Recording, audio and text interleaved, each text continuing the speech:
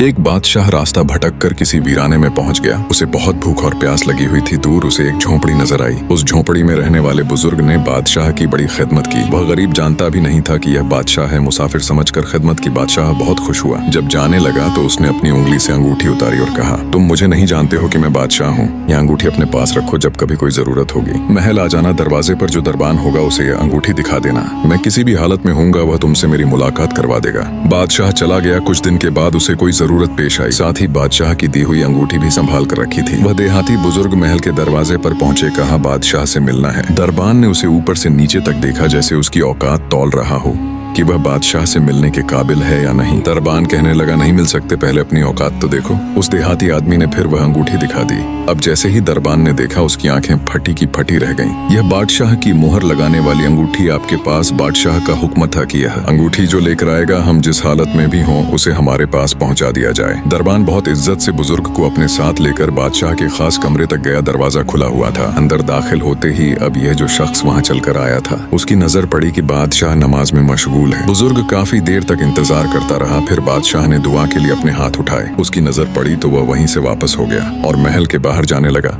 دربان نے کہا، بزرگ اتنے دور سے آئے ہو، سفر کر کے آئے ہو، مل تو لو۔ بزرگ نے کہا، اب نہیں ملنا ہے، کام ہو گیا، اب واپس جانا ہے۔ تھوڑی دور چلا گیا۔ جب بادشاہ فارغ ہوا، دربان نے کہا، ایسا آدمی آیا تھا، یہاں تک آیا، پھر واپس جانے لگا۔ بادشاہ نے کہا، فوراً لے کر آؤ، وہ ہمارا محسن ہے۔